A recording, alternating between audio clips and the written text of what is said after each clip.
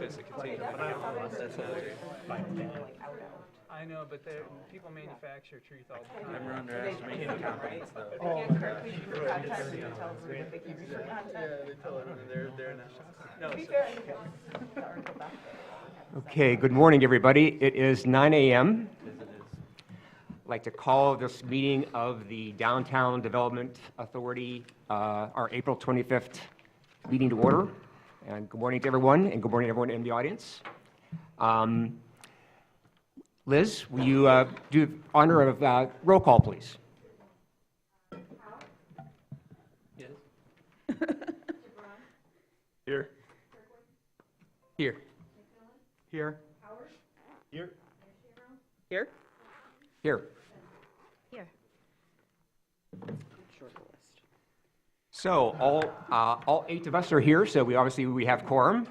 And so we'll go on to the review and approval of the agenda. So does anyone have any changes requested for the agenda?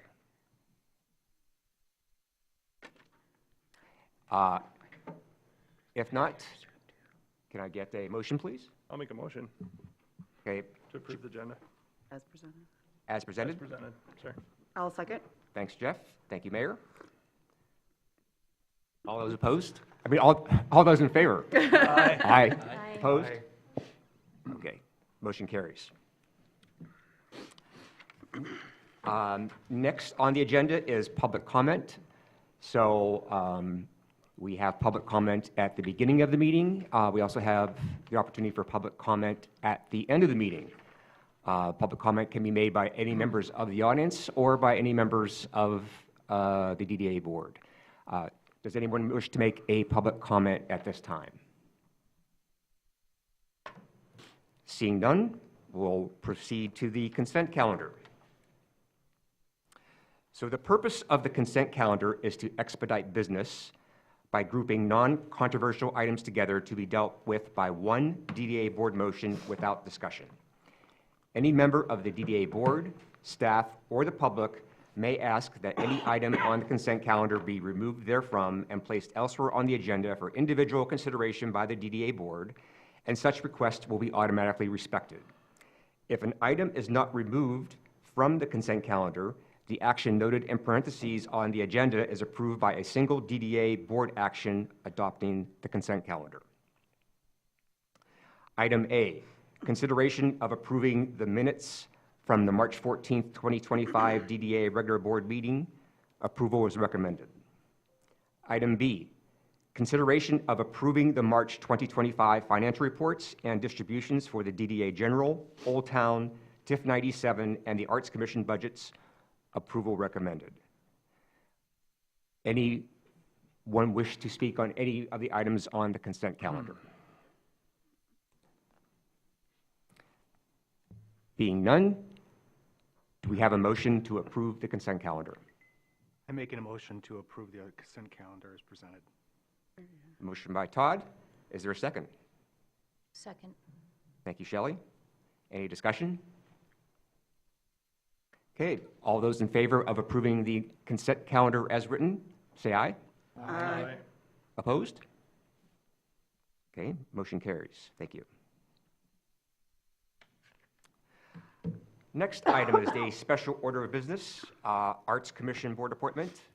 Harry, will you please help us there? Well, good morning, everyone.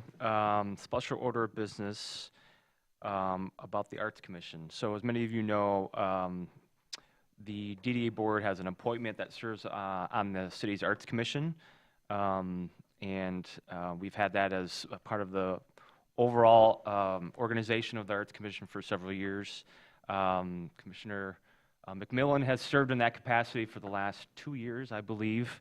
But the meeting time is just not convenient for most people. So Todd has asked that we consider another appointment moving forward.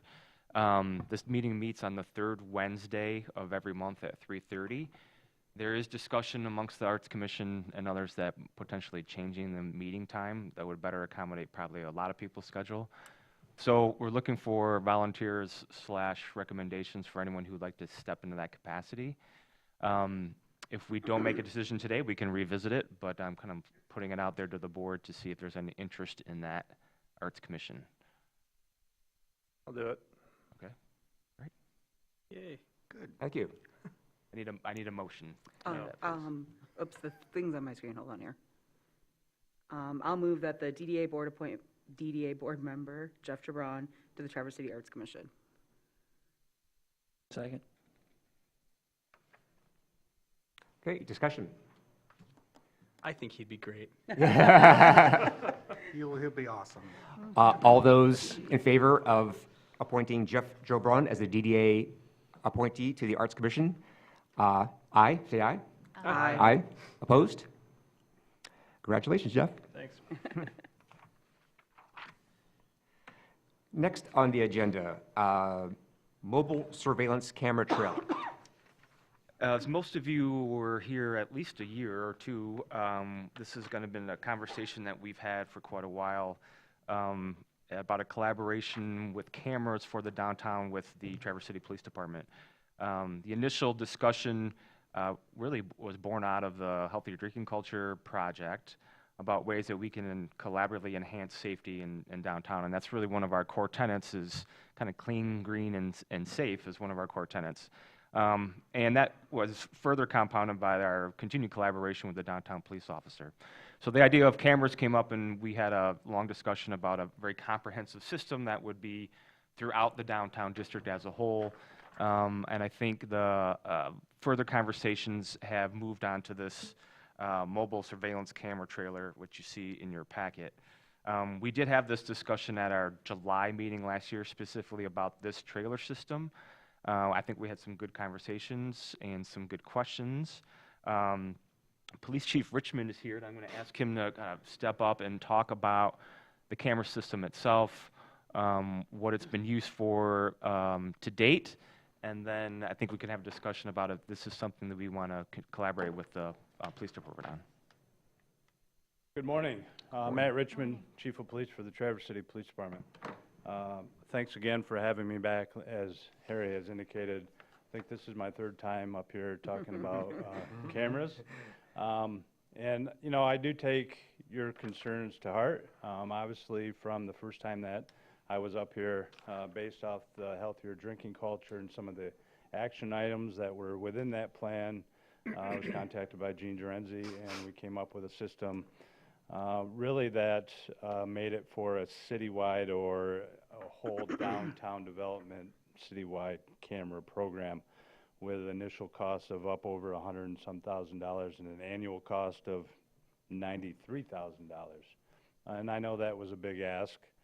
We've kind of changed strategies and gone to the mobile surveillance camera. That's some of the strategies that we've seen with other departments that we've relied on with events downtown, such as the Cherry Fest, a lot of the dignitary visits that we had last year with the mobile security trailers. That cost comes in at not to exceed $40,000. We had an RFP that went out, and it was the one that we purchased in January was just over $37,000. So that's where I'm coming here today, is to continue that partnership with the DDA. I know we have a full-time downtown community policing officer now, and because it's downtown, I dedicate that officer to the DDA. He does not leave the DDA to backfill road patrol overtime like in the past. We utilized him when it was a 50-50 partnership.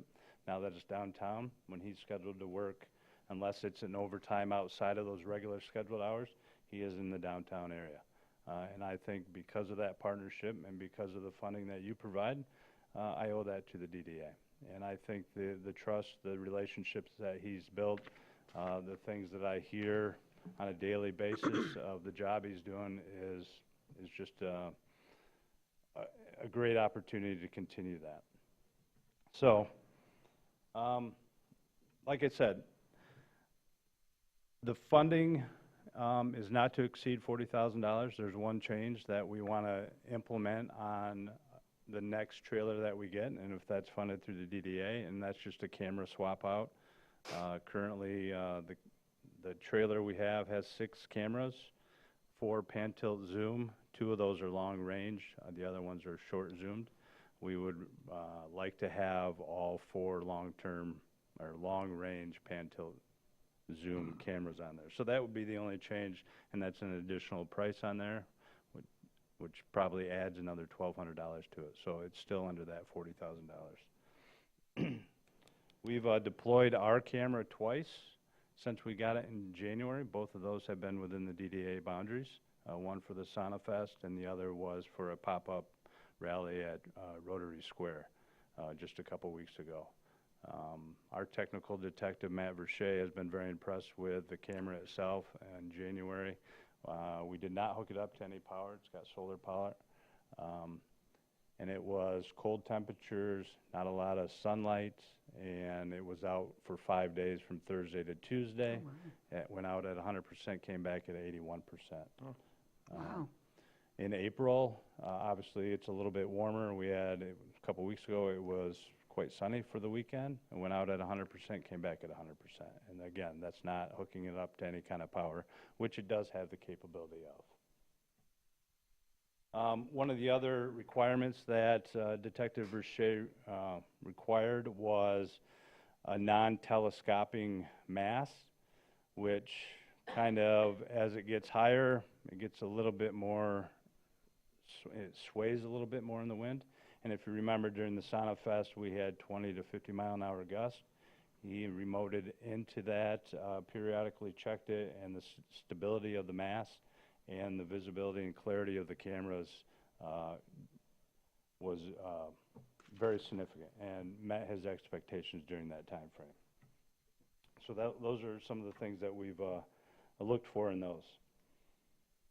Again, if this is funded, this camera would be prioritized for events in the downtown area. But I would say that if we need it somewhere else in the city, that we would have the opportunity to use that, and that would come under my discretion on whether we did that. But if there's competing events, the camera would be downtown. And along with that would be our second camera. If, like for a Friday Night Live, we would utilize all our resources downtown.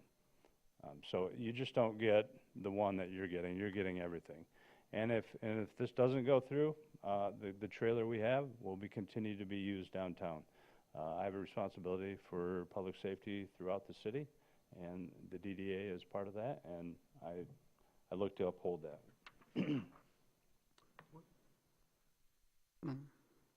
So, I think Jeff and I both had questions. If there's question time. are you, sorry, I didn't, continue, please.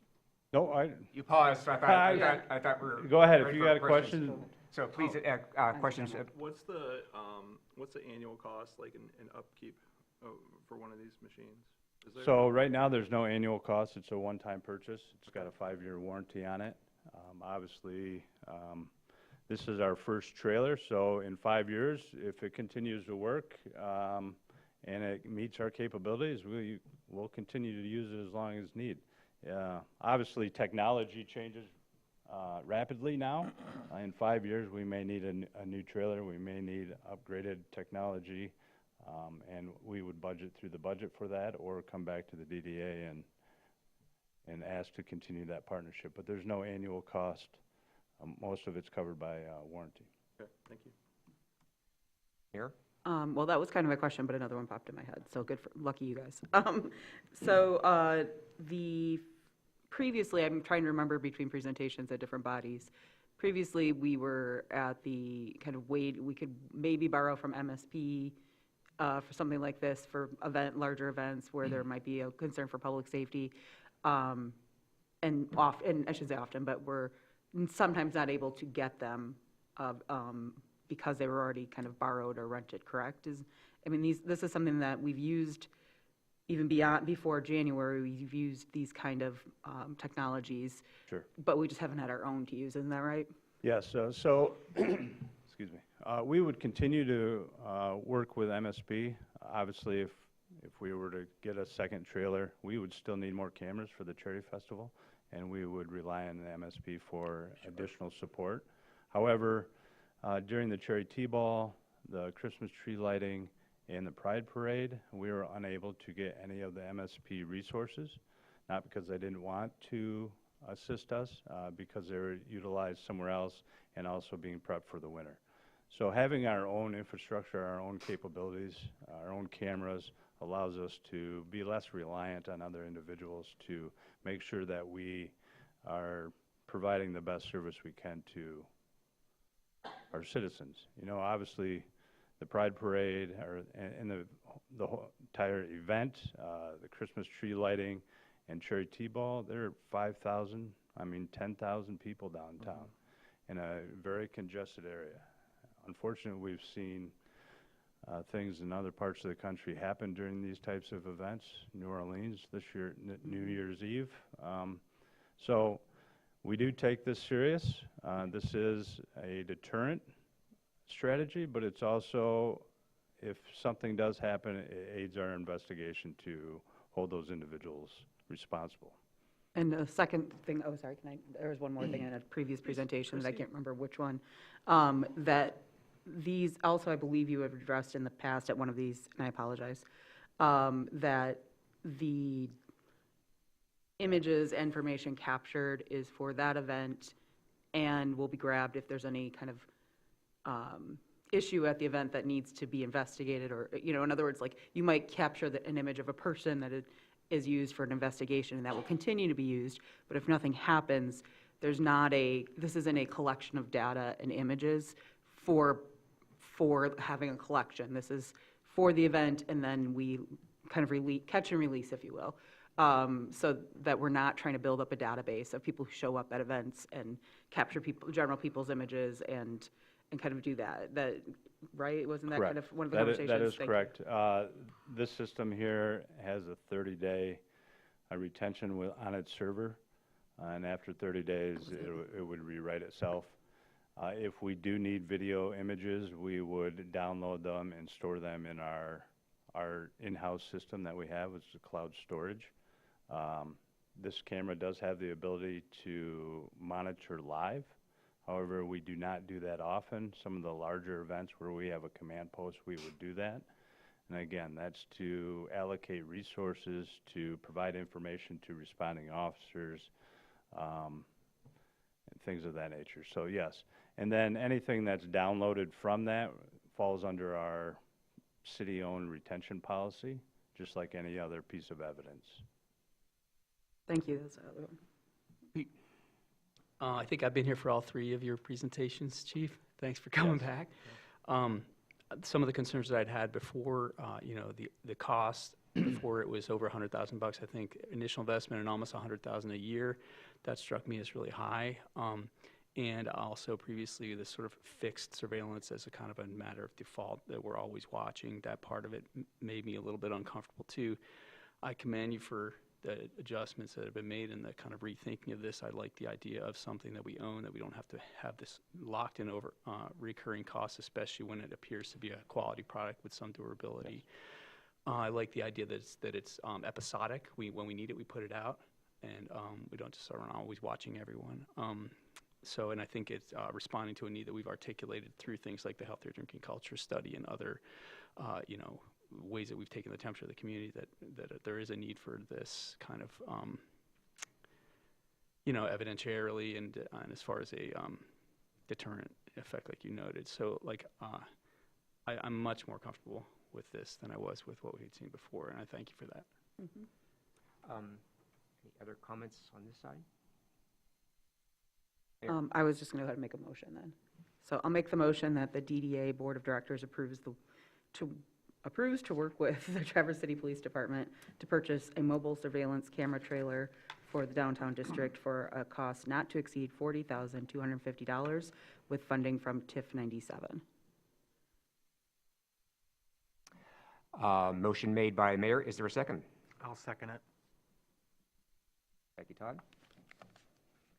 And I just wanted to, with general discussion, say, and I brought up the surveillance and capturing of the images, because we know that right now technology like this works two ways. It can be used as a shield or a sword, and I think I just want to say that I think our TCPD, and especially in even recent weeks with a lot of more gatherings, public arranged gatherings about issues, have shown that they're dedicated to community policing, that they don't use technology or other things like this as a knife. It is used as a sword. It's used as a shield to protect us citizens and nothing more. We had a conversation at one of the levels about what cooperation looks like. I know that that the kind of default is to just protect our citizens of Traverse City and not to become data collectors or to go out of our way to collect data for others. That's not our job. We don't have the workforce to do that, even if we wanted to, which we don't. That's not our community policing model. And so I say this in a time where this can go both ways, that I have a lot of confidence and trust in Chief and what our police do, and they've demonstrated year after year that they live up to that dedication to our community over anything else when it comes to their policing. Thank you. So I will make a comment. It's something I guess one thing I am struggling with. First of all, state, you know, if the police come to us with a request to improve our public safety, obviously I think it's something that we as a board and as a community need to take very seriously. So I thank you for making the suggestion. I guess one thing I'm kind of struggling with is, since we've really only had this first unit for roughly 2 months, why don't we understand all the situations where we use it, where it works, where it doesn't work, before you purchase a second unit? Can I Yeah, respond to that? please. So we've been using this technology before. It just hasn't been ours. So we know we use multiple camera systems during larger events. Our events are becoming increasingly more throughout the city, and they're becoming larger. So we need this infrastructure, and we've utilized it in the past. And this allows us to utilize it throughout the year in different places. So there's been some other things. There's been some successes during the Cherry Festival. In 21, we had an armed robbery during the Cherry Festival. It was caught on camera. We were able to corroborate the statements of the witness. We were able to partially see the crime occur. Another felonious assault during the Cherry Festival. There was an MSP tent that was left out overnight that was stolen, caught on camera. We were able to identify these individuals.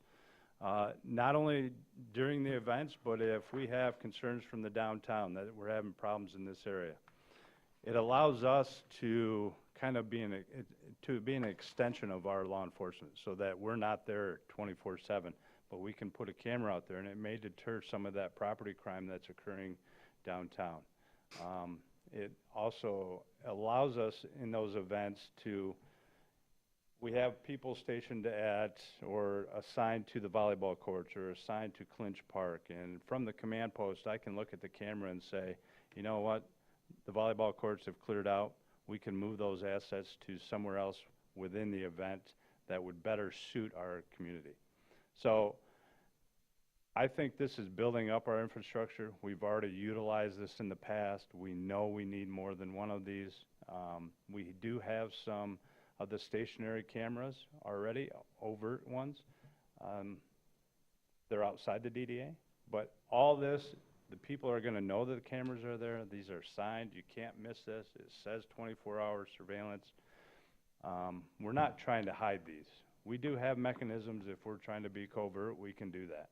This isn't trying to be covert. This is trying to, appease some people that may feel a little bit safer within our community if they know they're at an event and there's a camera there. I know that there's opposition to cameras, but if you look around, if you don't think you're being filmed right now, Sure. you are on camera right. all the time. We've had body-worn cameras since 2020. So every time you have an interaction or we decide to turn it on downtown, the potential is to be on camera. Private security cameras, cell phones. That's just the way we live now. I think we've demonstrated that we need this technology. We're going to utilize this technology, and again, be less reliant on some of the other entities that we request. Okay, thank you. I think we live in an increasingly dangerous environment these days, and we need to protect our citizens and do everything possible, so I fully support it. And as an older woman who walks around town by myself a lot, I'm very happy that there's someone looking out for me, even if it's a camera. Yeah. And, you know, my philosophy is if we have this technology, I'm going to use it. So it was brought up, you know, that we're intending to put this out again in the next couple of weeks. We're having more and more pop-up events, pop-up rallies, and that's not to spy on any one, you know, party or association. It's there to protect the people. And I'm going to put it out as much as I can, because if we have the technology, we should utilize that. Just like some of the other public safety features that we've, you know, purchased within the city, some barriers, again, for downtown events. I'm an advocate for putting those out as much as we can. And I would just say really quickly that I know you're presenting the DDA, so the examples you gave, but we have a city where we're seeing larger and larger events at places like F&M, well, F&M may be in the boundaries, I think, but Hall Park, other areas around the community that are getting bigger events booked at them, other gatherings, or, you know, attracting different gatherings of people. And so I appreciate that all the ones the chief's given today were all in the downtown, but the general one was purchased with city funds. So this would be helpful to the city's operations as a whole, not just to have two when we have larger events in the DDA area, but also when, you know, there could be a run happening that's starting at Hall Park at the same time there's, you know, an art fair or something downtown, that this, I think, would be really advantageous to have two of them at least. Question. Are there any other sources of funding for this? Any other revenue that is considered other than, so the first one came out of the city budget, this one's looking to come out entirely out of the DDA budget. I'm just interested to know, like, in terms of the events that happen and, you know, some of the fees from those events. Just curious about this. So I did apply for a 2% grant for a trailer as well.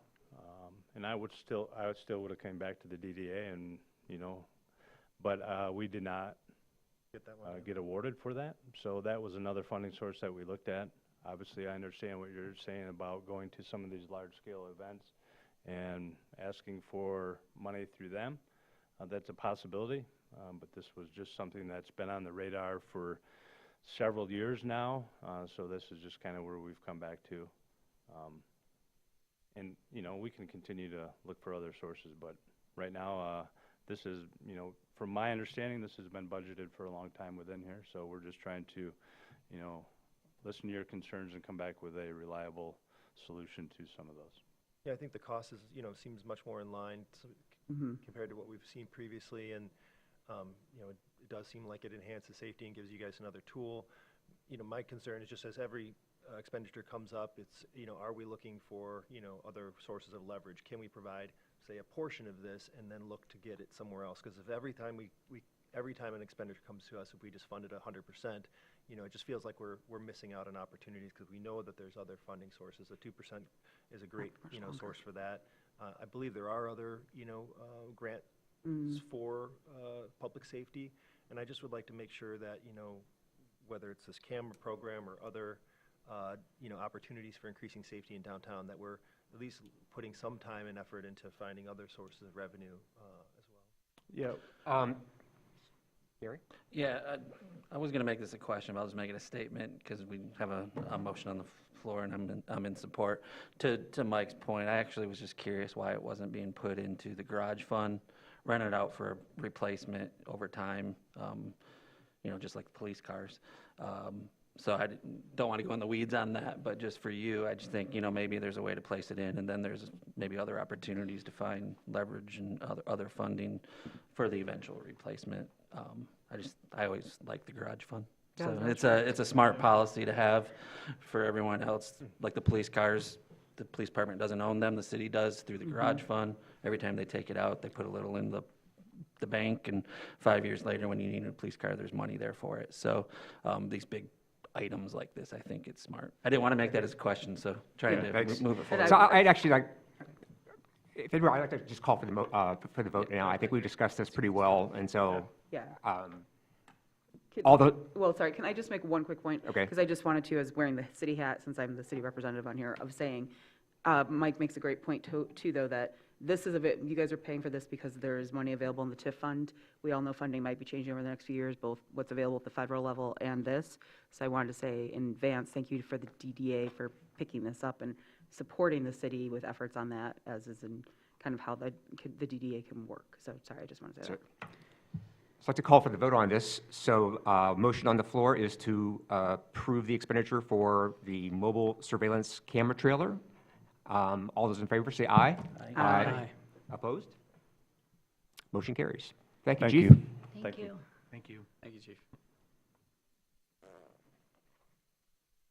Next item is the streetscaping policy. So at our last meeting, we had approved funding as a reimbursement for a recent development downtown, and that's part of our tradition and policy of the DDA to pay 50% of streetscaping for such improvements. It's part of that process. We had found the old policy and looked at it and thought maybe it's time for us to kind of revisit some of those elements of the policy. So that's what you see in the memo here is a new version, a revised version, anything that's stricken with the line through, and then anything addition as in red. Since this packet was published, we have been made aware of the electrification policy of the city, and there's actually a clause in the electrification policy that says that no streetscaping or no snow melt all snow melt will be electrified moving forward. And so that's not reflected in this version. So I'm going to want to add that version as something that we adhere to. But the last questions, and we can have a discussion about that, are really about identifying more collaboration with the city engineering department. One of the questions that we had talked about, does this cover construction and kind of the pre-engineering schematic costs? We've really been focused on actually just building the infrastructure. So I'm proposing that the costs only go to actually the building part, not all the pre-engineering costs, the management costs of it. The other item that we've talked about is whether we're going to do anything that's less than 20 years old, would we touch it? I think we've seen infrastructure gets damaged, it changes within 5-year, 6-year periods. So I've struck in that from this proposed policy. It doesn't mean we wouldn't evaluate the application of snow melt, but I've taken that one out. And then also the involvement of snow melt systems limited to at least one face block. I think because you don't see very many full blocks of snow melt, it proves to be very difficult, and I don't think in at least the time that I've been with the DDA that we've actually had a proposal for one full block. Without more of a greater collaboration, which is something that the Finance Committee has talked about and this board has talked about as a more district-wide approach, and that's something I think, given more time with the DDA, that we could address, but so that is struck from this proposed policy. The number 4 on this policy, I haven't read, just tough to enforce. This snow melt participation shall be contingent upon each affected property owner agreeing to a period of 20 years to reimburse the DDA if the system is either actively or through neglect turned off or rendered inoperable. I think that's been proven to be very difficult to enforce. So I would suggest we reconsider that or strike that, and I kind of left that up for a discussion along with the other items, in addition to adding that piece on the electrification policy.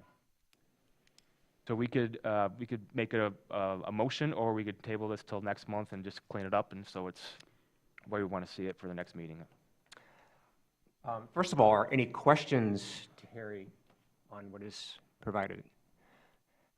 I actually would like to have maybe a cleaner copy before we approve it. One other thing I want to notice, and just I think public comment here is, we as the DDA are essentially funding or sharing in the cost for streetscaping. We're relying on planning and engineering to do their work, their pre-work, so that everything that we're doing is compliant with existing city policy. you know, we have had a question with regards to the recent expenditure on State Street. We're working through those issues. But again, it's an issue where we have to essentially collaborate with the city to make sure that we are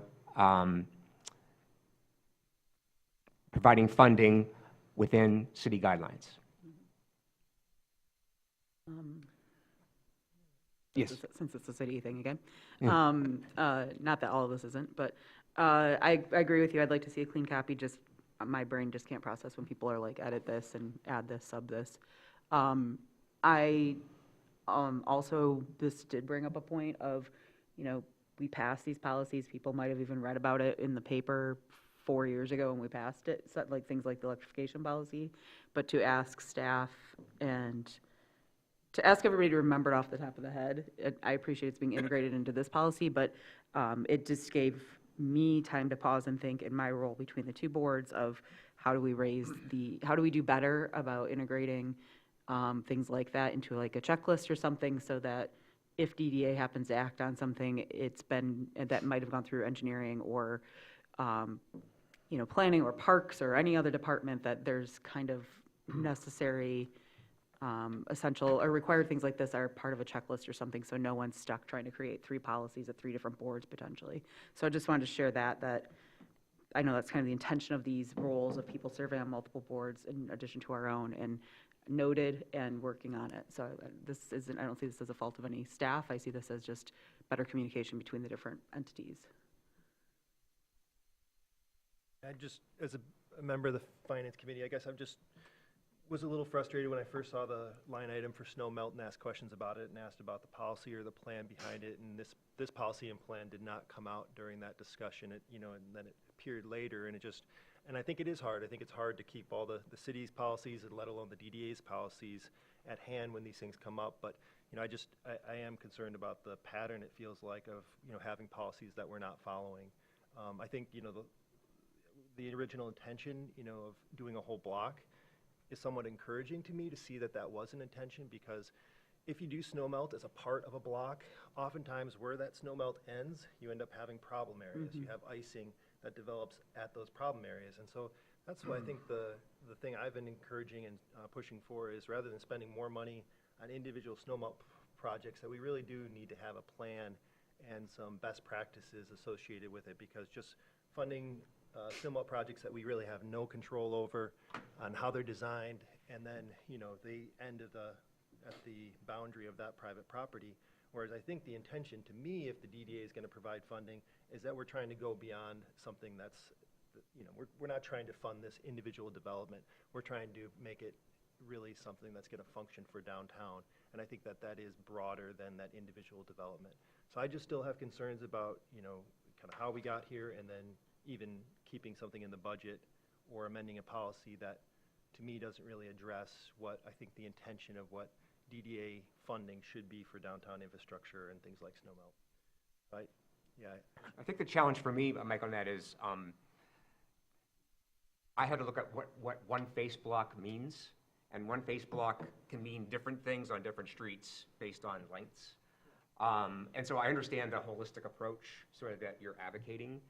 I'm concerned that just from a practical budgetary standpoint, and the fact that you would have potentially multiple property owners involved, that you're actually overcomplicating the process. So unless we have I would call it a comprehensive sort of snow melt plan for downtown, it's very difficult to, I think, really actually put in a one face block into a policy. There's no question that infrastructure projects are difficult, but I think that by the nature of the funding for DDA and TIF, and and the breadth of what it takes to maintain and have a downtown function, I think that makes it all the more important that we do these things in that way, and that we do it in a holistic way. Because I just don't think that in 20 years, when we look back at the snow melt money that we've spent, that we're going to have anything to show for it. Nobody knows where the snow melt is. Nobody knows if that's a better place to walk because there's snow melt there. It just doesn't seem like a good spend of money. And I just get And first, Jeff? Yeah, well, I was gonna make a motion that we table it, and come back to it next month. Do we have to have a motion, or can we just direct staff? Yeah. from there? Okay. Just to Or Dr. reiterate, Terry. again, snow melt is one component of the reimbursement, so it also covers the sidewalk, the decorative brick, the trees, so just keep that in mind. It's the holistic approach to streetscaping, so. Yeah, and that stuff, the streetscaping, I think is, you know, I don't think is this complicated, and I think it's great. I mean,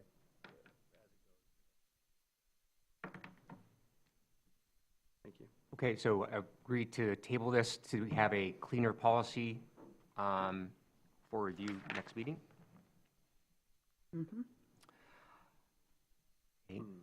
Next agenda item, expenditure of TIF funds beyond planned expiration.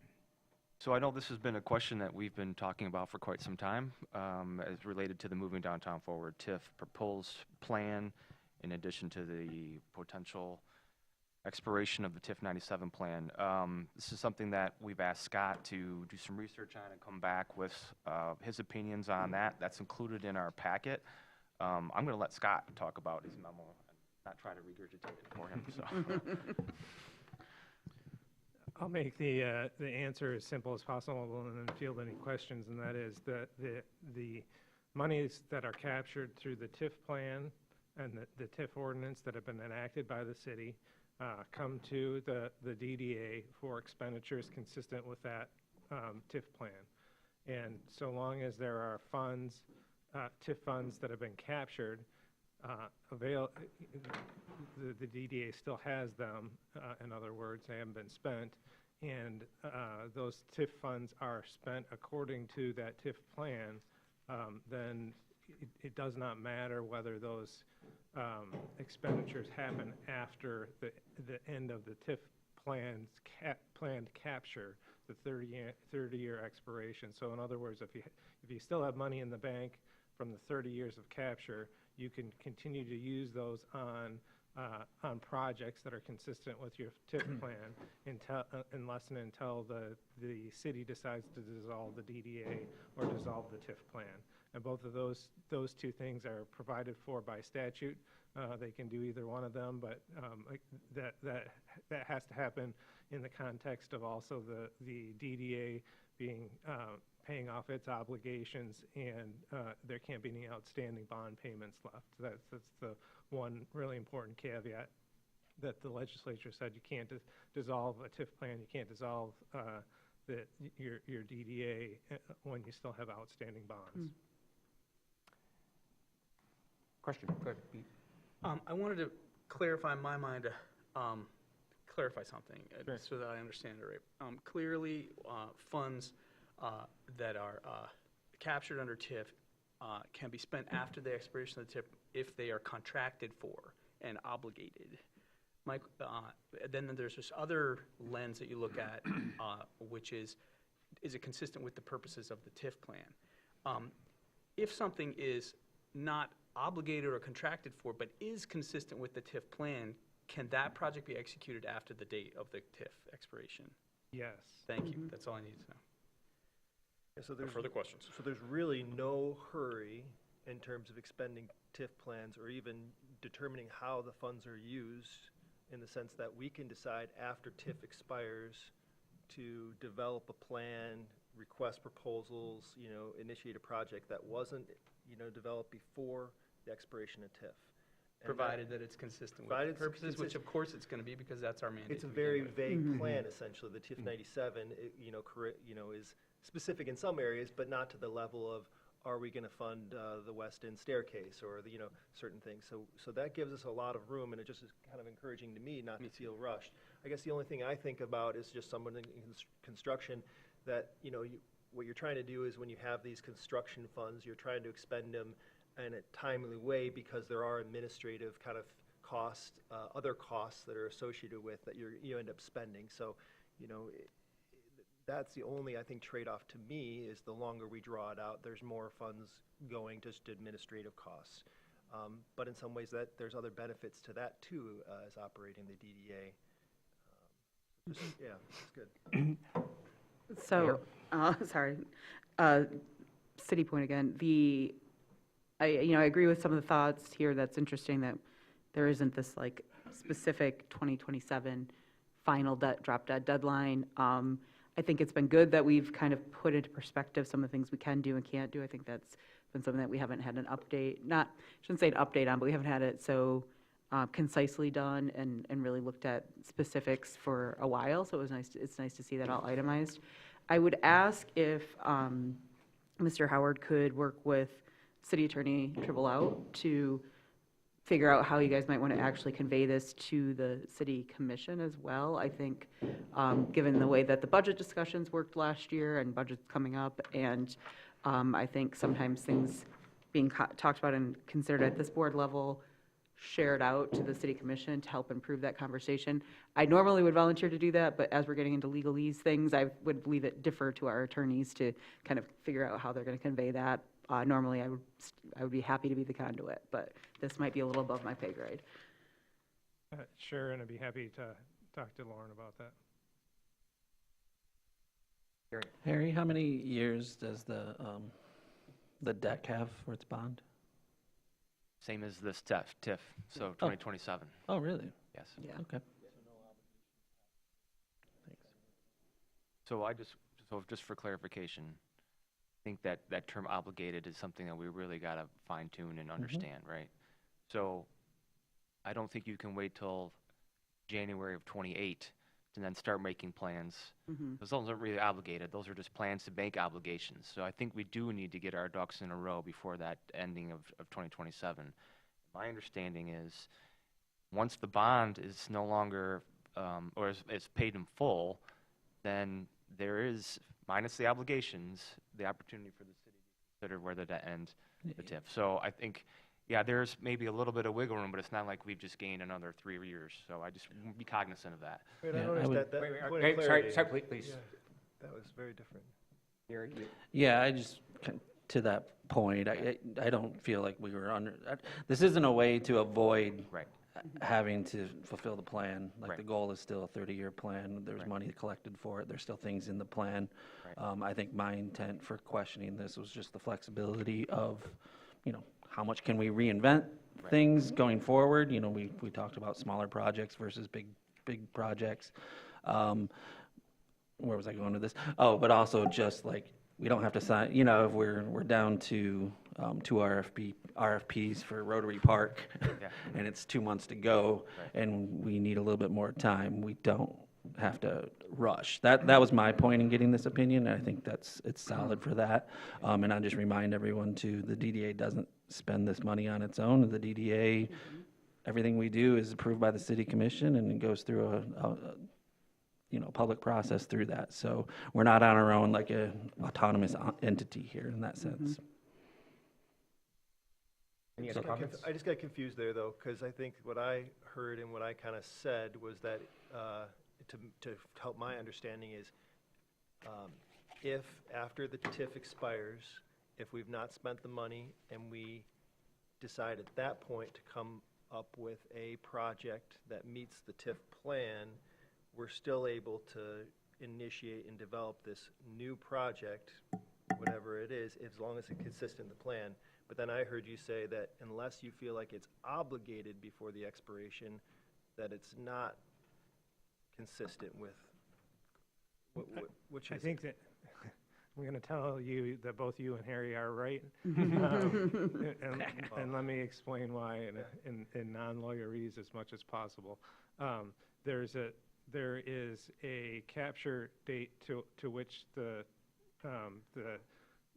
DDA can capture TIF, capture the funds, and those funds have to be expended pursuant to the statute, pursuant to the local ordinance creating the TIF plan. What I think Harry was referring to is the fact that once you hit that 30-year mark, the bonds have been paid off, and the city is then able to, from a political perspective, can repeal the TIF plan or the TIF ordinance anytime after that. There is no, if there are bond obligation or bond payments that are obligated, then that TIF plan needs to stay in place until those bond payments are all made. But in this case, what the information Harry's giving you is that the 30 years is concurrent with the last bond payment. And so after that, the city would have the legislative ability to revoke the TIF plan. And then the monies any monies that were left over get distributed to the taxing jurisdictions proportionately. Does it make sense then to ask the city to give assurance or to, add to the policy to essentially allow for the expenditure of TIF funds and basically, rather than just making it based on the bond payment, but also making it payment based on the expenditure of the TIF funds captured before the expiration? I mean, could we ask the city to, just in the sense where, like what Gary said, if we're 2 months before and we haven't spent those money, and then there's some political sway to dissolve the DDA, and then we're in limbo, does it make sense to try and get that assurance now? I think that it's a good question. I think one potential issue is with the recent amendments to the city charter. I think one could argue that may trigger the requirement to vote. And so it's not as simple as just asking the city commission for some assurance that would require a referendum on whether or not that could require a referendum on whether or not that can happen. I haven't looked into that in detail, but just thinking about the recent process that the city's been discussing to implement the charter amendment, that could run afoul of the charter amendment if we don't have a vote of the citizens to do that. So then I just revised my statement previously, then it is my understanding then now that we should be obligating these funds prior to the expiration. We should not wait to obligate funds before, for after. We should make them obligated. Okay, now I Right, and I just want to make clear, that the obligation is not just the bond payments, but it's also other projects that we have in the queue. Right, right. Because there is no obligation currently for bond payments after the expiration. It would be only the. Well, the bond would be paid off, so. Right, the bond yeah, payoff. So right. it'd be contracts that for specific projects, we have to obligate those funds for that. Yeah. And the only thing I was going to clarify on that from the kind of political standpoint of it, and I don't mean like running campaigns, but just the body itself, is even if you passed a resolution, let's say, of support for something like that, I'm not saying I agree with what has just been summarized, a commission in 2 years could look totally different and decide to take action. There's nothing like that can bind us, us being the body, not me specifically. And so I would just caution that too whenever we have these long-term conversations about some of these. Now, what I heard, and maybe this is where I'm clarifying, is if there's $75,000 left in the couch cushions or something at the end, is that then something where we could say, and I say this because a body wanting to dissolve a TIF over, like, relatively speaking, in the matter of government, we just passed a $40,000 expenditure, for example, that would be, could be done in that 2-month period. I think that for me, that's offering some clarification of, as we're getting closer and the numbers are bearing out more realistically. That, to me, is the interesting part of this. But I don't think that, and I think that's where we've all landed, is planning to have a kind of Scrooge McDuck pile of money is not where we're going to go with this. So No, and I think if you look at the expiration of the TIF, it's December of '27, which means your fiscal year starts the July before. So your obligation should be set for the last spending within that last budget. Thank you. There you go.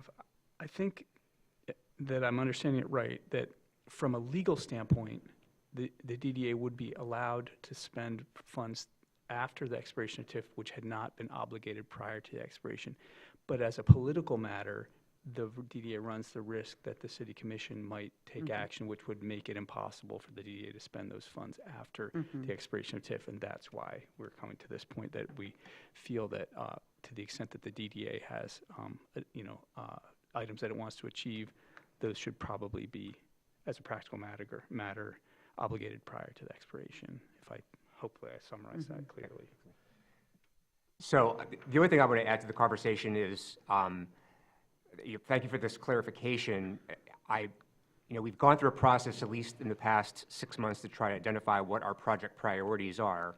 And, my goal, and I hope that we sort of stick to what those priorities are, and not view this as an opportunity to sort of reopen the discussion for priorities, knowing that we could expend some money in 2028, right? I think we have a plan right now. We should try to attempt to stick to that plan until until we determine that we need to make a change. Correct. That's the, the statement I would like to make. And I'd actually like to close this agenda item with the notion that the mayor, you made a request to our council to discuss this with city council on how this gets communicated to the city commission. Yes, please. Okay. All right. Thank you, Scott. Welcome. Thanks.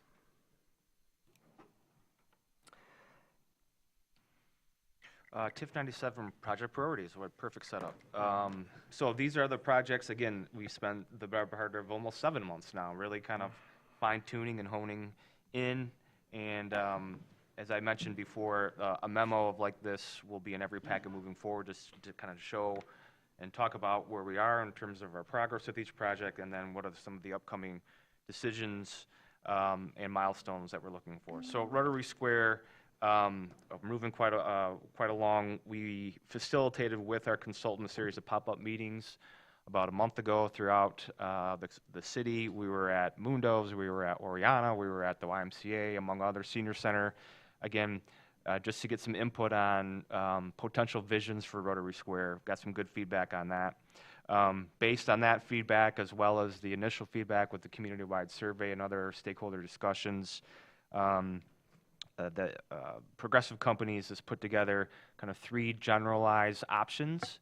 And it's not just an A and B and C. There could be a portion of A that's in B and that type of thing. So we actually have a stakeholder meeting later this afternoon to kind of review all of those options and talk about that based on the feedback from that meeting. They will refine those options, and then later on this summer we'll bring that back to the community for some more collective feedback. But I can tell you what I've seen so far, very impressed, and a lot of good opportunities with that space. So looking forward to seeing that kind of go to the next level.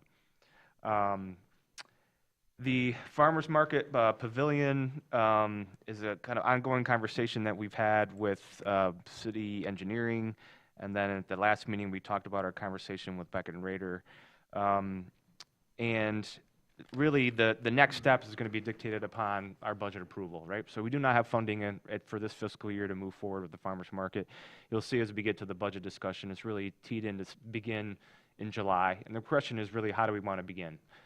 We've had long conversations with Beckett and Rader about kind of picking up where they left off. Admittingly, that was left off quite a while ago, right? So we're talking about 2018-ish or so, 17, 18. But Beckett and Rader was involved in the conceptual design of that pavilion, and we're involved in all the stakeholder and community input to get the understanding about what we wanted to see. So their kind of institutional knowledge into the way it was designed, they help facilitate. And so I think there's great efficiencies by continuing to work with them. The question has been, at what level are they working with the city engineering department to kind of oversee the overall project? As we talked about, the Farmers Market Pavilion is kind of one part of a 3-pronged project. The other part is going to be the resurfacing of the lot and the stormwater management underneath the parking lot. And that's going to happen whether we put a pavilion on it or not. So in conversation with the city engineering department, I think what we've talked about is that the city engineering department would take the lead, and then Beckett and Rader would essentially just design for that shed and some of the amenities that connect to the larger streets, or the larger parking lot and shoreline.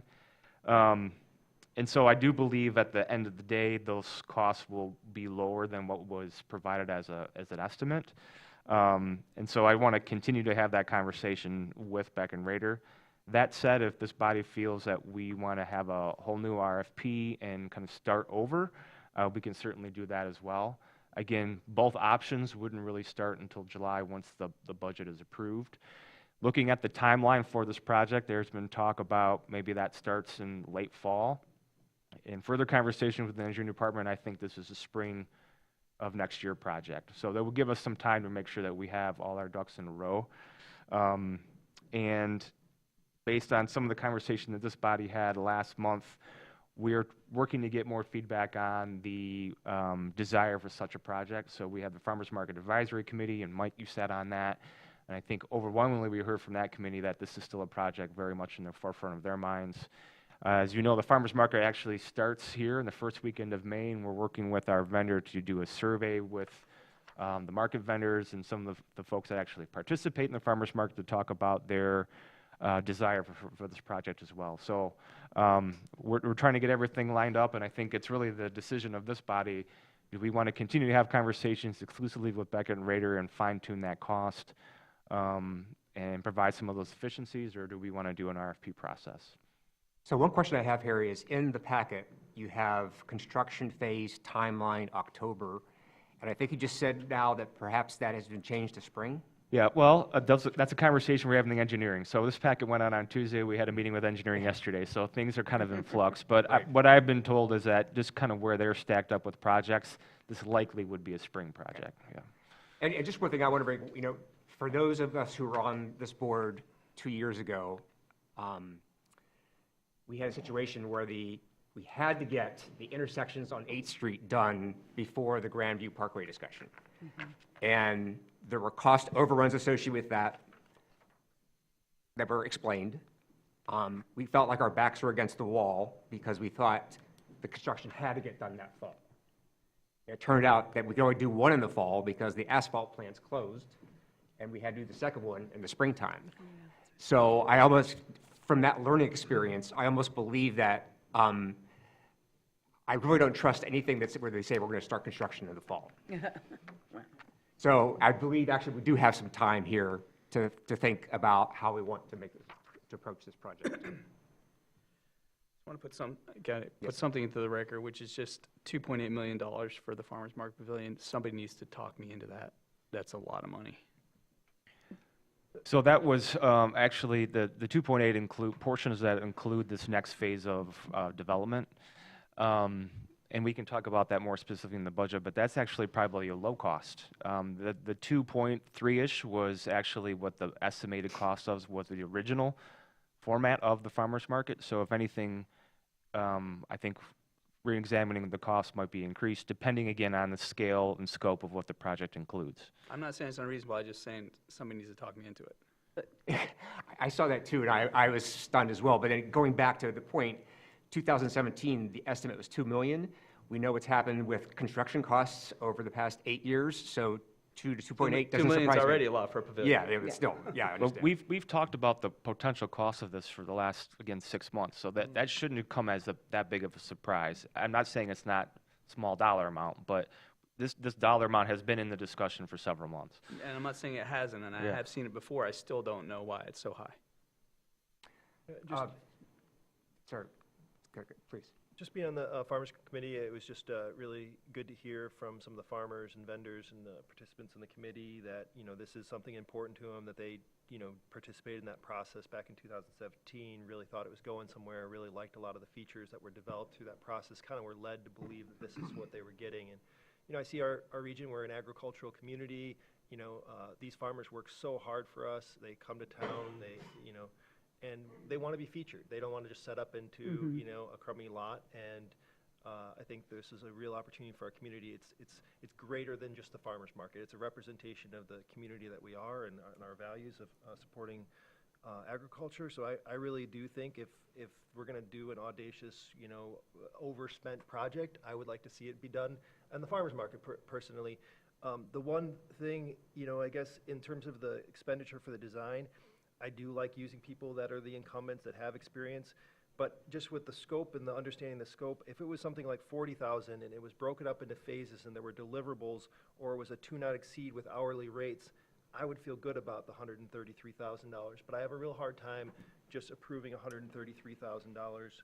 I'm not suggesting that. What I'm suggesting is that we go back and say that this board wants to continue to work with you. Can you refine that cost? That's what I'm But suggesting. then at that point, I guess my personal feeling would be I'd be curious to see an RFP at that point, being that there's not a huge time push and we do want to get, the best design. I'd like to put them in competition with some other people, really see more of the scope and the costs and give some local, companies a chance as well.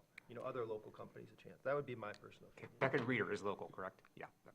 And I just would say that, good discussion. I'm not heavily weighing in on anything other than I think we all as members of government bodies, and I say this at the City Commission too, where we just had a debate about something that was $60,000 this week. I'm just going to say this as a little bit of pontification and then get to my point. Things cost money. Infrastructure costs money. And whatever that may be, maybe it's not 2 million, maybe it's $1 million, but doing something like a good pavilion isn't going to cost us 6 figures. It's going to be a lot because it has to be well constructed. It's going to be not just practical for our farmers, and I appreciate the points that Mike made about, we are an agricultural community, but I've been to places too where that's the farmer's market because they've built out something that you can see, and that's the farmer's market. And that's why we want to do it right. Things were brought up about the last design. Is it going to allow, if it's raining, is it going to put water on people? Like, those are important questions, and I agree that that's where we can revisit as we're moving. But I also wanted to say that, so I think how we talk about these projects, both the costs, everything costs money, and everything has a very high sticker value today, including grocery stores, as we all know. And I'm not trying to beat that dead horse, but I think it's a reality. And I also want us to be conscious about that, because this isn't just a fancy farmer's market. There's a lot of other stuff being done in this project. And so that is also why, though, I say it's easy to think like, oh, fall is very far away. But if you go through our RFP process, and not saying we can't, but we need to, that's not we can lollygag to that, because if we're trying to tie this to some work that the engineering department is doing, I mean, an entire RFP process can take 3 to 4 months. And so we don't have a tons and tons of time to get necessarily things going. It's not saying we can't, but I also want us to think in terms of how these processes work, as opposed to thinking, it's just an RFP. And really being conscious that we are trying to do this in tandem with the city's already kind of scheduled projects. So again, I don't object to the conversation. I don't even object if we decide to do an RFP. I just want us to be very conscious of the timing, and not just because it's moved from spring to fall, think we've got all this time to do it in. Can I just say one thing to rehabilitate my public image? I love the farmer's market. I'm a frequent customer there. I think it'd be wonderful to have a showpiece of a farmer's market here. I just wasn't part of the process. I don't know what we're getting for $2.8 million bucks. I just need to see that, and it needs to be awesome. I would just add to that, agree. I just would love to see the business case around it. Like I know they want it, but what the whys behind why they want it, and what does that, like, just if we could just see it all together in one place, be great. I guess I'm just gonna weigh in for something audacious and worth doing. I'm just not interested in nickel and diming the project. If it's not 2.8, if it's 2.3, great. If it's 3.3, great. I'm not saying, we evaluate it as it goes forward, but from standpoint now of just having lines on paper, I have no concept of what it's going to take to actually do it. I do know that to repave that parking lot as it is today is $900,000, probably more. And that's just repaving it. So when we think about as we go forward, I would like some comparatives. Like, here's if you just replace what it is there today. It's still a boatload of money. I've voted yes on many things in my time as a public figure that I thought were overpriced for what we got. Plenty of parking lots. And I see it all day long, businesses repaving their parking lots, and $400,000 to repave a parking lot, yet they don't have bike parking. And they will they'll laugh at the idea of putting bike parking for $30 or $100. But yet they're, $250 million just to repave their lot. So for me, if we're gonna do something special, let's do it. I just got off a trip from Europe. Every day I walk around and I just, big smile on my face, because seeing that humanity can actually put some money into things. Don't know the processes everywhere I went, but damn, let's do some of that here.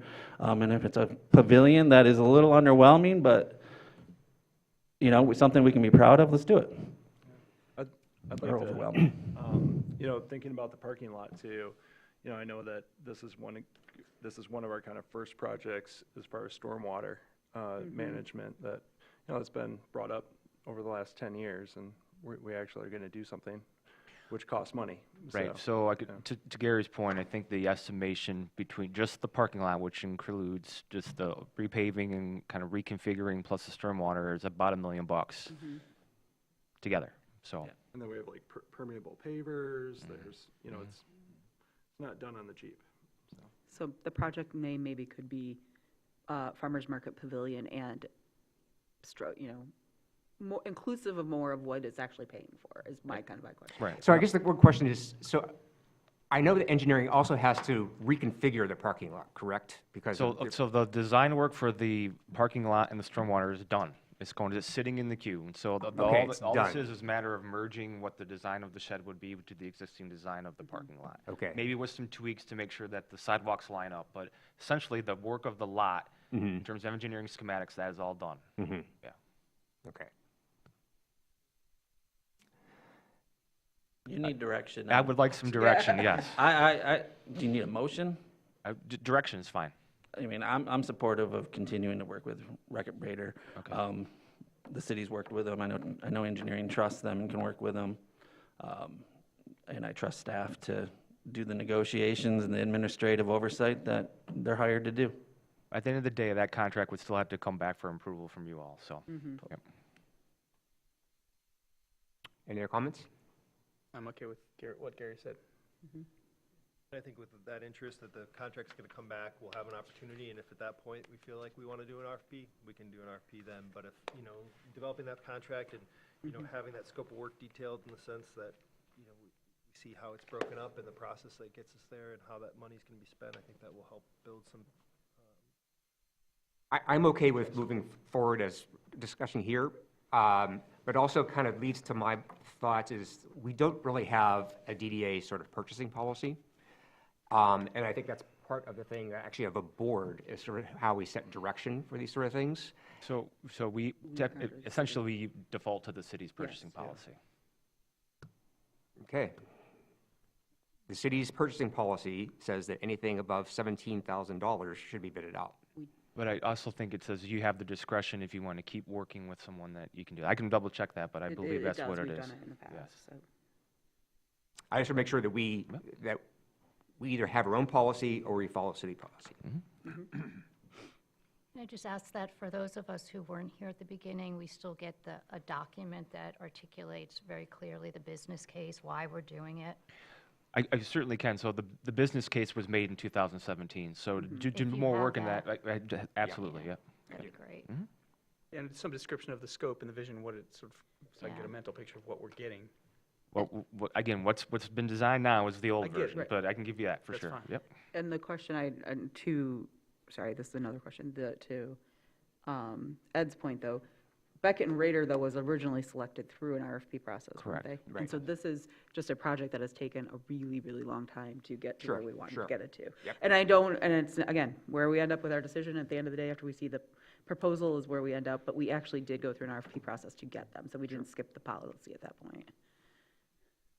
Just other things in this memo I want to highlight quickly. The Boardman Way Riverwalk, we finally executed that agreement with Inform Studio and hope to begin that whole phase this month. The last thing I want to talk about that's on this memo is the ambassador program, or kind of the downtown facilities director. In the past, we've been working with YouthWorks. That program is not at a level as what it was previous, so we are now working with Seeds to potentially implement that program through their Eco Team program. I'll talk a little bit more about that in the budget, but that looks promising, and we'll have potentially 3 dedicated people to the clean and green aspect of downtown for the summer. So the last thing that's in that memo are these kind of artistic's not the right word, but these timelines, visual timelines. Something that Lauren's been working on quite a bit, and again, just another way to kind of visually show where we are in the process. These are subject to change as we move forward, but I'd like to include the written memo in this timeline in every packet moving forward. It's pretty and colorful, and I can follow it, I love Okay, it. that's half the battle. Can you follow it? And, we have requested that, that staff sort of give us sort of heads up on when we may need to make major decisions. And so I think this sort of reflects that attempt to answer that question, and I thank you for that, Harry. Yeah. Okay, next on the agenda, the 2025-2026 budget. Okay. So we had actually talked about these projects at kind of the 10,000-foot view at our last meeting, and then the Finance Committee is subsequently met and talked about the budget. And so I'm going to walk through that with everybody, but essentially, the goal of today is to establish the public hearing for the budget. So by no means is today the end-all be-all of the budget. We can tweak that as we go. We can make changes today, and that will be proposed at the public hearing, and then ultimately the changes, if any, are approved by the city commission, as was noted previously. Again, just talking a little bit about what's in the memo in terms of the TIF funds and the budget considerations. We talked about this at the last meeting, that this budget was not made in a vacuum. We look at a series of plans that have already been adopted or approved, not only by the DDA, but by the city commission. Ongoing initiatives and strategies that have been worked on, again, by the DDA, the city, and other stakeholders within the community. You know, the city right now is going through a strategic planning, or strategic action planning process. Some of those themes, again, were utilized as a framework for coming up with what's in the budget. So I just want to make it crystal clear that, again, this is not done in a vacuum. This is done holistically with all of the things that are going on within Traverse City. Let's start with the TIF plan, and I think it's easiest to look at the multicolored chart that's on page 50 of your packet. Again, we try to organize this under themes of running downtown, building and maintaining downtown, and that's done through this essential public infrastructure, things that we've talked about doing for a while, and then essential public services, the things that we do on a day-to-day basis to make the downtown work. Transforming downtown, so those are the big kind of transformational projects that are really the basis of our priorities that we've established over the last 6 months. And then transforming public services, and then activating downtown and growing business, which is a key component of what a DDA is supposed to do and what a TIF plan allows for. So starting at the top of that page, I'm going to start at the top of page 50. The taxable value, those are the estimates that we received from the city. The estimated revenue at $4.3 and change million for TIF 97, and then the estimated fund balance from the previous fiscal year, which I think will actually be higher than it is here. Again, these are kind of rolling estimates that we receive with the state treasurer's office. So we have running downtown, we have our DDA administration fee, which is something that we used to actually do for the DDA and the city. So the DDA got an admin fee, and the city got an admin fee. With the service agreement, we don't longer do the admin fee for the city. So the service agreement essentially replaces that admin fee. We have legal services, and then we have miscellaneous and utilities, and that's kind of making sure that the office and everything works. The big stuff here in the orange, the essential public services, we have our bond payment on the Hardy parking deck that we're obligated for. We've talked about streetscaping and snow melt, and that number for the last fiscal year was at $500,000. I think we've looked at it as a finance committee and others, that's not really what we're spending on an annual basis. And that is a big bucket to fill when you're not, draining that bucket. So we've reduced that number quite substantially. Given the requirement of electrification policy about electric snow melt, I don't think that's going to go very far. But I also don't think with that policy you're going to see much electric snow melt in the downtown. So that would really cover some small investments related to the overall arching theme of streetscaping, whether there's snow melt in it or not. Stormwater infrastructure and Lot B. So stormwater infrastructure was something that we had added at the last iteration of our discussion with the city commission last year to address specifically. I've been working with city engineering to kind of find a project that fits within our district that addresses stormwater management. And it was talked about, again, that stormwater component of the reconstruction of Lot B was where we thought it would be best invested. So when we talk about the farmers market as a holistic project, not only we would invest in the pavilion, but we would invest $110,000 in the stormwater component of that larger project.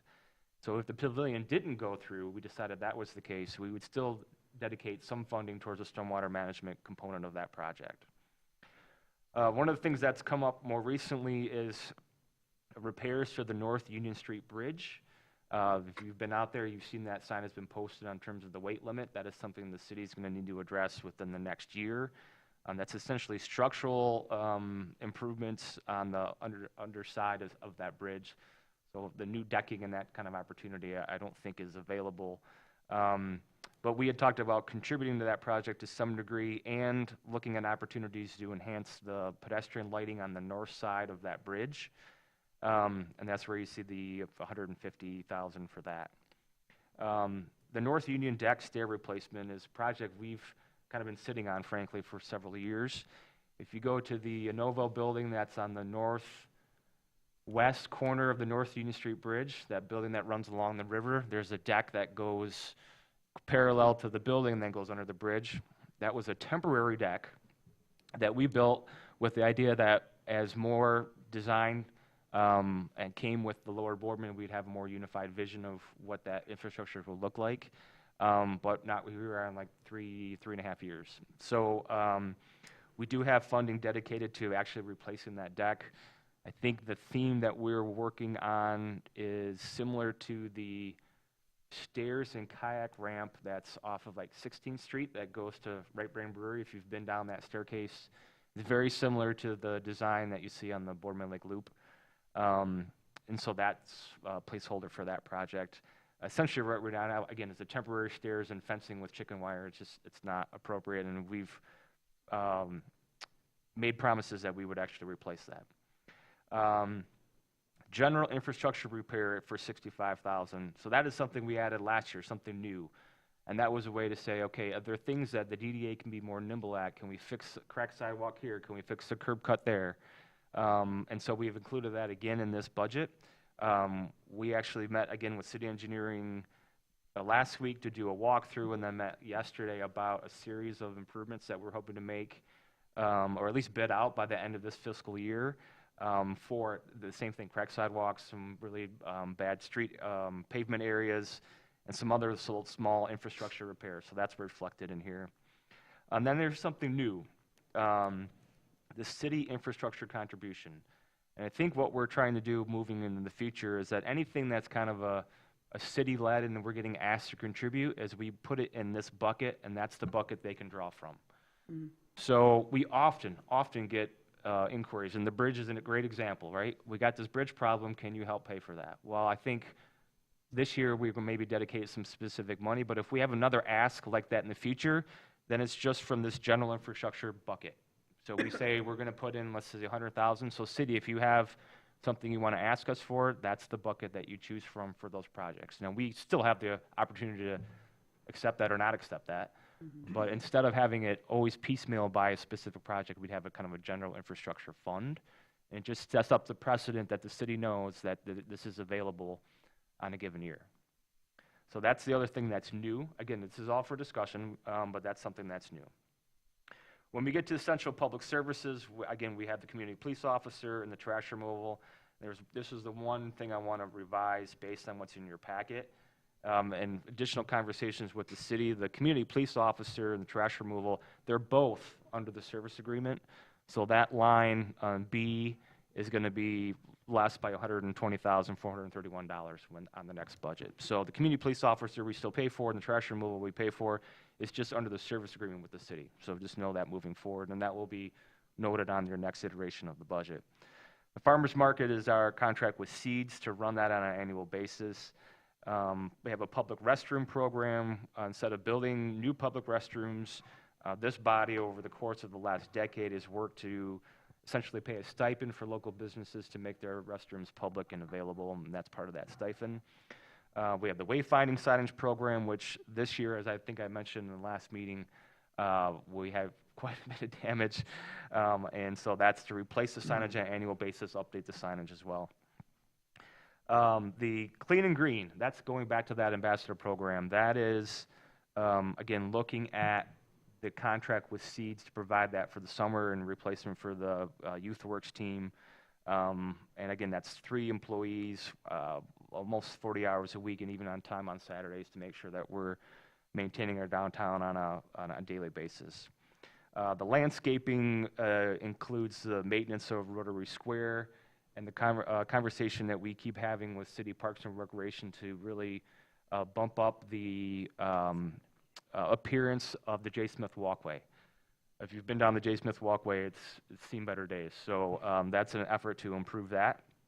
Understanding as we move forward with the Lower Boardman Riverwalk that that's all part of the future design. You see things in here like we actually rent a truck from the city to do some of this work. The holiday lights, our contract is up, that RFP is out again.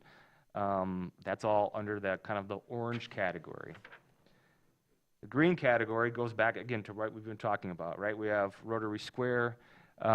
Based on the conversations and where we're at with that plan, I think we might be able to do some very small improvements to Rotary Square this year, but I think big projects or the big shovel would be in the next fiscal year or beyond. Farmers Market Pavilion, we just talked about that. Again, that includes moving forward with the design engineering and then actual construction. The Boardman Ottaway Riverwalk, again, we're working with Inform now on that project. The two-way pilot is, again, working with our consultant team till December. That's when the pilot got extended to, and then making any other modifications we want to as part of that project. Mid-block crosswalk.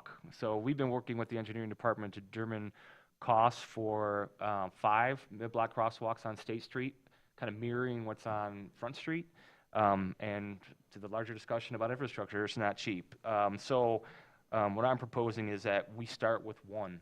And so that's where you get the $300,000. That's about a ballpark for 1, depending on the location. So that location hasn't been fully determined, but we're looking at either the 100 or 200 block of State Street for that. West End demolition. So as many of you know, we received a grant from Eagle about 1.5 years ago to demolish 3 remaining buildings on the west end of downtown. There's one, it's a dry cleaning building on Pine Street, and then the 2 on State Street. That grant, and moving forward, that was not approved at the City Commission. But there's also a caveat in that grant that those are subject to then redevelopment. Well, we're not at a phase of redevelopment at this point. However, those buildings remain and are not really doing anything and provide an opportunity, if removed, to add some additional parking. So the contribution that I'm proposing, is $80,000, is towards a larger bid that would be shared by Parking Services to remove the 2 buildings on State Street. So that's RF Holdings, that's right behind 7 Monks, those 2 buildings that are empty.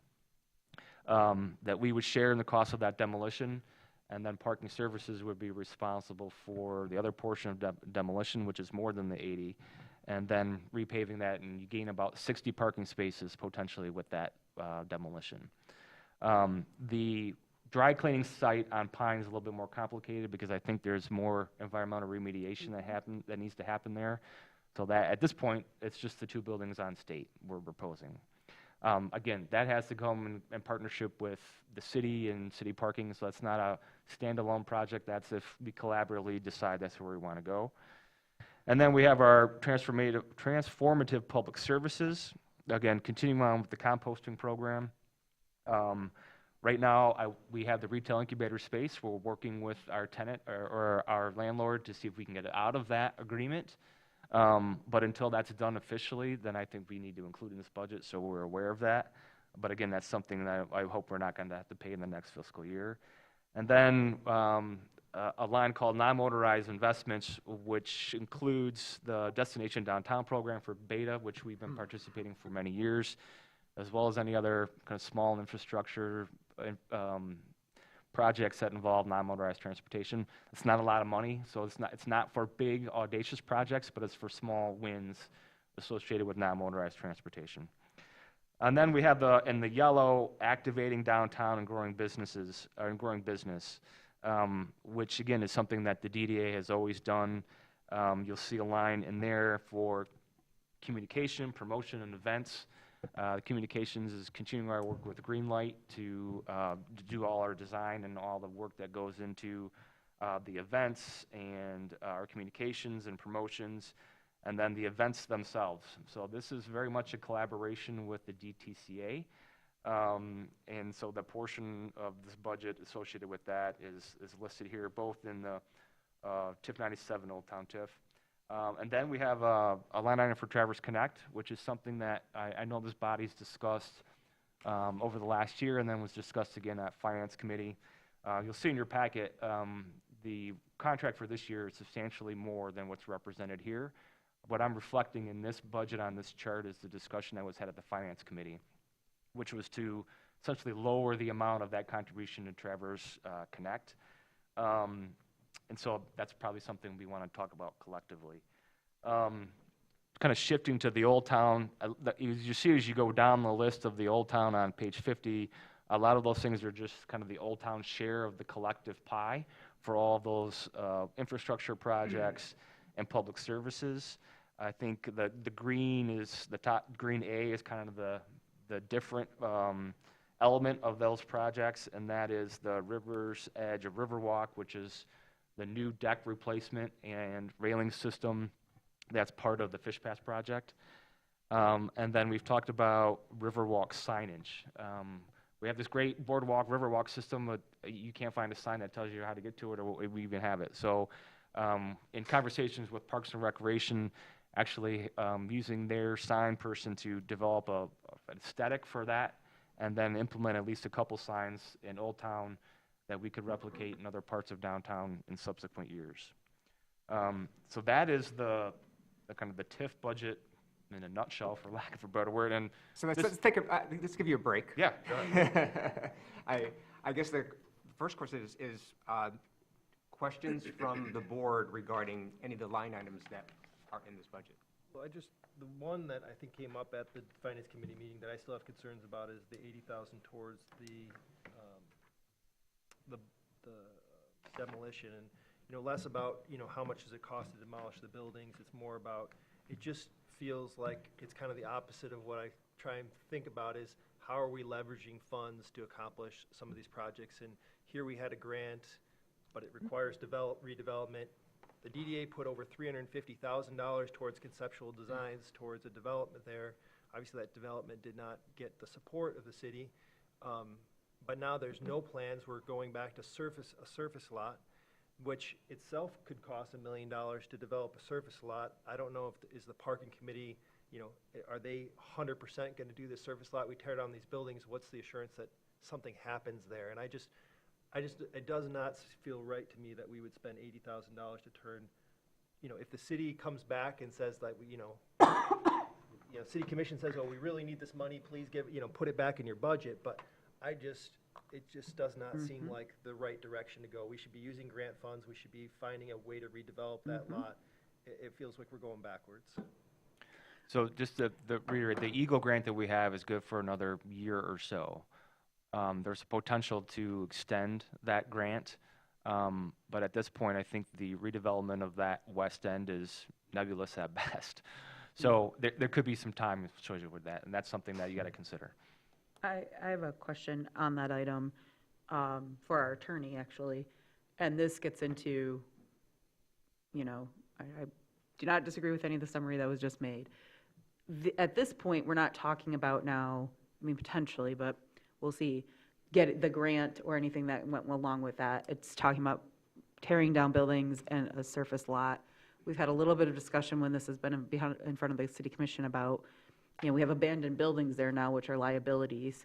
Is the city responsible for all the liabilities if anything were to happen in those buildings, or do we as DDA, wearing my DDA hat for a minute, have a liability with that as well? That would be a concern of ours, because I'm even a little bit of the money we could be spending to help the city with things.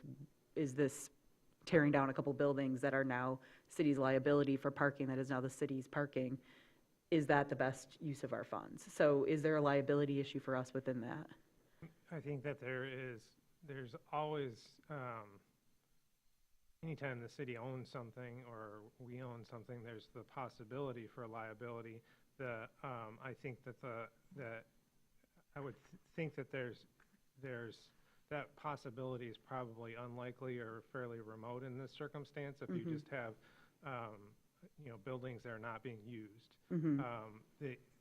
Both the city and the DDA are subject to the governmental immunity statute, which heightens the standard for which the city operates under to a gross negligence standard rather than regular negligence.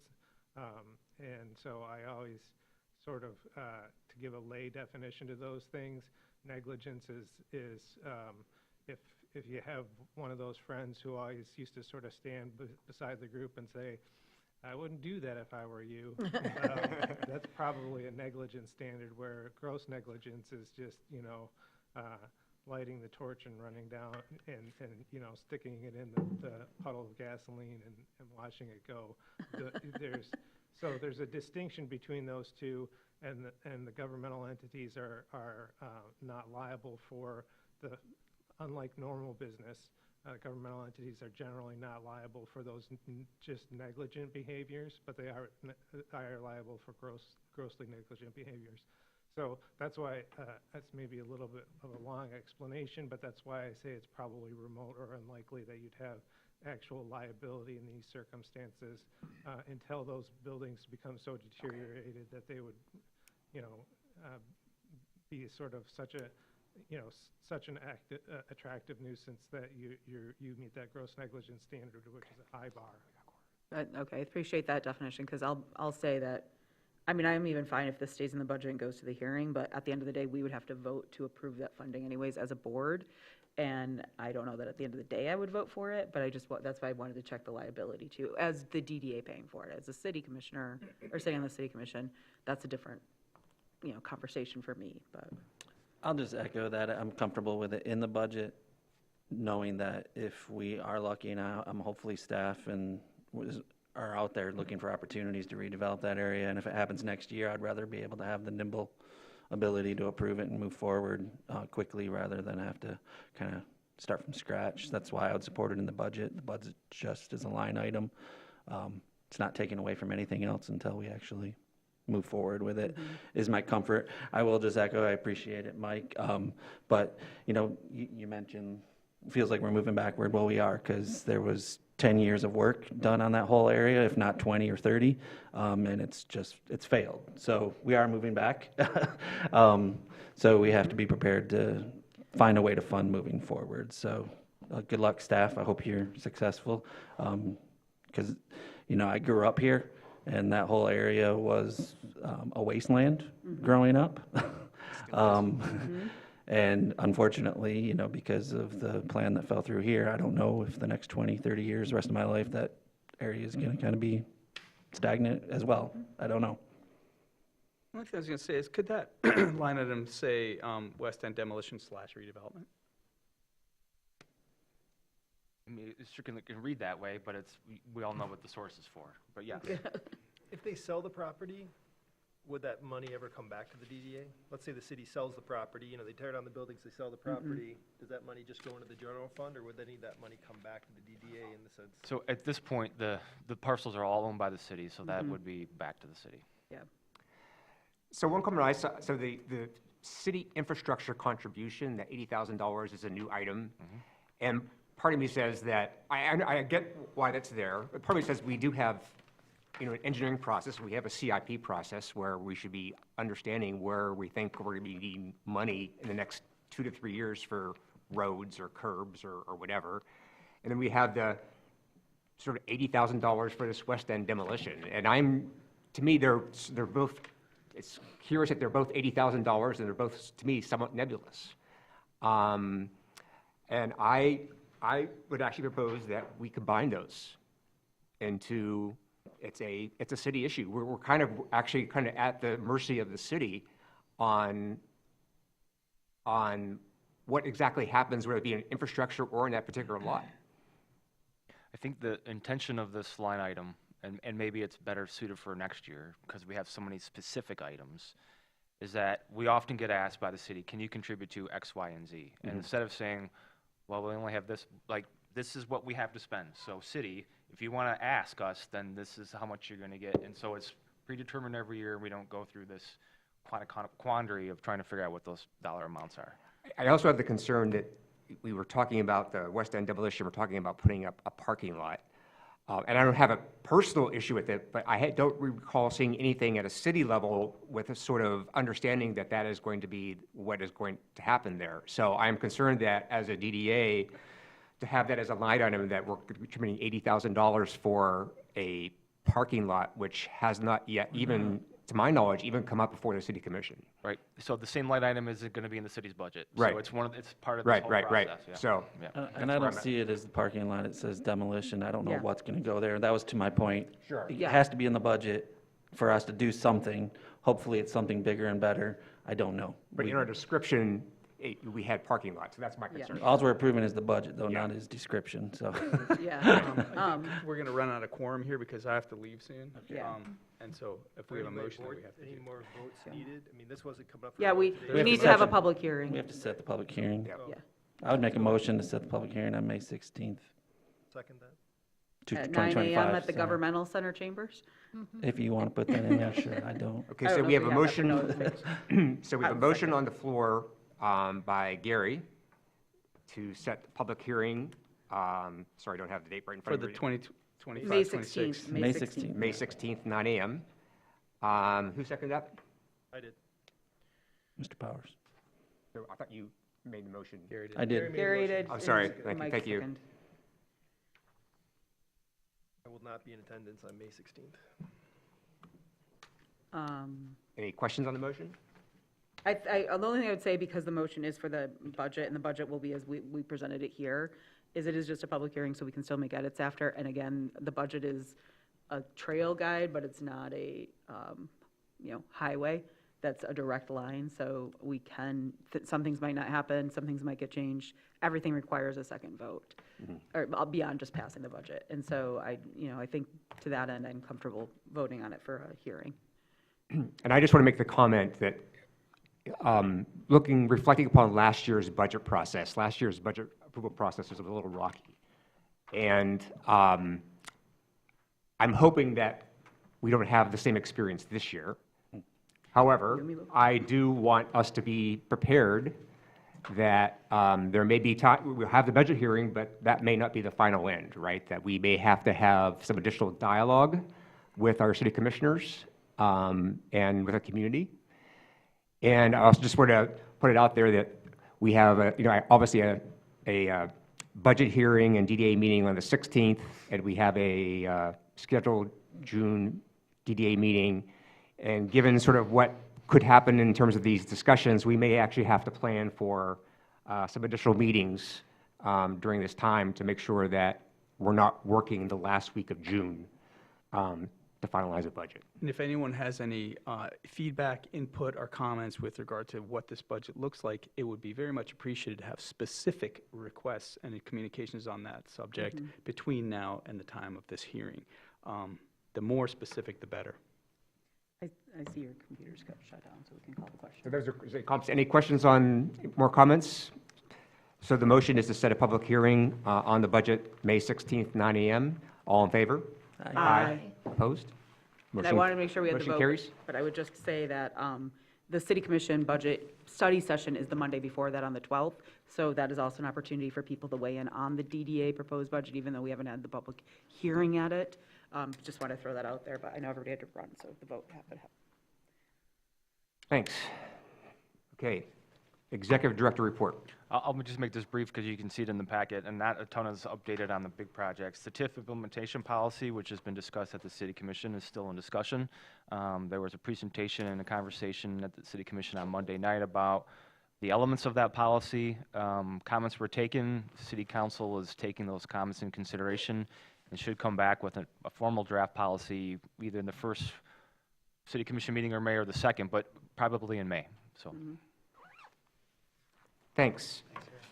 Staff reports. Sarah. Everyone, I won't get into analysis paralysis because we all have places to go and bodies to warm up. It is cool. So downtowntc.com for event details, but we are launching into Live After 5 Spring Entertainment Series that starts Friday, May 16th, 4 Fridays in May and into June. We have 8 musicians, 2 locations downtown. So we're going to try to create this atmosphere and community connection through music and art. Toasted Downtown is our annual fundraiser for the DTCA. That is June 5th from 5 to 8 at the Opera House. We're turning it on its head a bit and turning it into a party and not necessarily this Hopefully you all have these in front of you. Too. sit-down dinner. Where was I? So it's games, crafts, cocktails, a showdown between restaurants and distilleries for sliders and cocktails. We'll even have Let's Make a Deal. It's going to be different than what you've experienced in the past, so hopefully you can attend. And lots of downtown merchants are sponsoring, so thank you so much to them. Our Art Fair series, June 14th is the traditional Old Town Arts and Crafts Fair. We are all set there, as well as the National Cherry Fest on the 29th with our exhibitors. So we are full, pretty much full for both of those. Downtown Art Fair, we have an application deadline of next Wednesday. We are very close to full for that event. We're working with local artists right now, Crooked Tree, reaching out to them to see if we can get that community mural brought to life at that event. And then street sale is August 1st, so every year members are invited to participate. There's no fee, but you must be a member, and we permit the 1 and 200 blocks of Front Street to close that down, and everyone puts out their closeout merchandise and sale items. And then the same night as Friday Night Live, and then we have a second on the 8th. Those are in planning right now, and we'll have application forms for any entertainers, nonprofits, food and beverage vendors, early May. Next week is May. Next week is May, everybody. Yeah, Holy believe it or moly. not. And then that's the end. Any questions for Sarah? That's it. Thank you. Thanks, everyone. Thanks. The last thing I haven't, before we let you go, is I just want to call your awareness to the City of Traverse City's Department of Municipal Utilities won a recognition from the American Public Works Association prestigious 2025 National Project of the Year Award for projects that touch the environment over $1 million. This was for the movement of the sewer line away from the river wall. That was done about a year and a half ago. All that good work was done by city engineering and the City Public Works, but it was through this process of the Riverwalk conceptual design, schematic design, that kind of sparked that whole process. So, like to take the bow with the city on that award. So that's great to hear. So, Great. yeah. Cool. Okay. Lauren's not here, but we do have the art. Do we have the Arts Commission report here? It is, but We do? Yep. Okay, thank you. Yep. Public comment. Any board members, any members of the public wish to comment? Seeing none, I call to adjourn this meeting. Thank you. Thank you.